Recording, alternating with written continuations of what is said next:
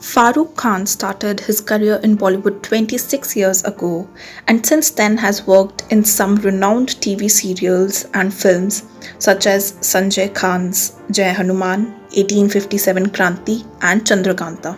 He has acted with leading Bollywood stars in films such as Neerja, Bollywood Diaries, Bhutnath Returns, along with web series like Andekhi and Naxalbari. Khan has also been part of leading commercials and has been acting lately in the prime time daily soaps. 26 years in the industry.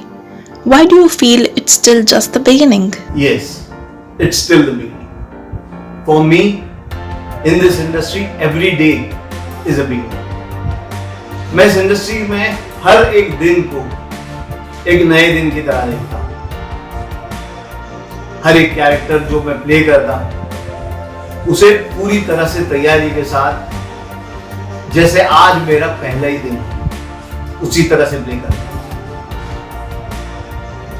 और इस industry में हर नए दिन पर कुछ नई चीजें सीखने को मिलती हैं. और जितना भी सीखता हूँ, जितना भी समझता हूँ, यही लगता है कि अभी तो मैंने कुछ सीखा ही नहीं, अभी बहुत कुछ बाकी है. First project as a hero flop. So how did you deal with it? Difficult था. ये जो टाइम था बहुत ही डिफिकल्ट था. कहीं से काम नहीं मिल पा रहा था और जो काम मिले थे वो प्रोजेक्ट सारे शेल हो गए. उसके बाद सीरियल से शुरुआत हुई.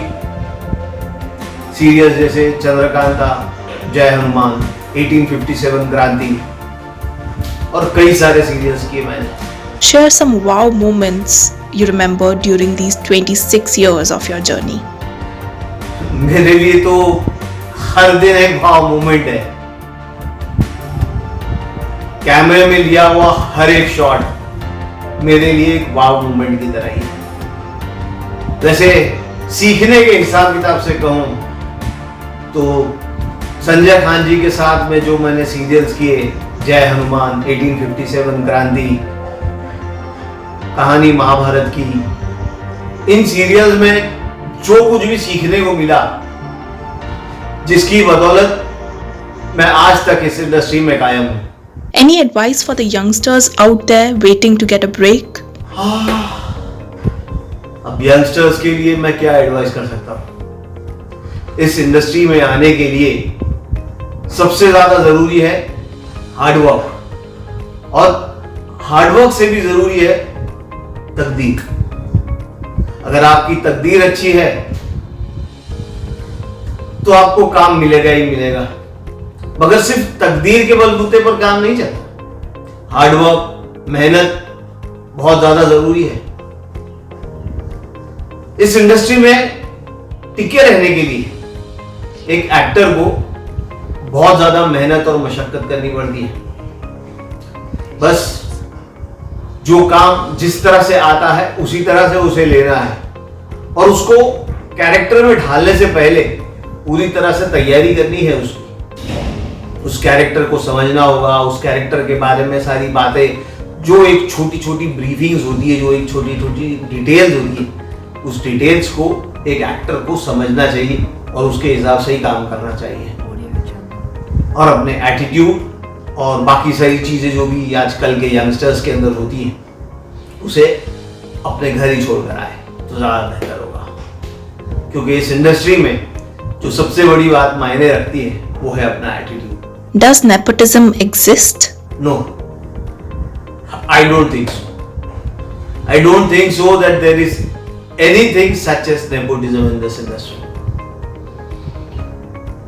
अगर आप एक अच्छे एक्टर हैं, मेहनत करते हैं, अपने कैरेक्टर को समझते हैं, तो आपके लिए इस इंडस्ट्री के दरवाजे खुले हैं.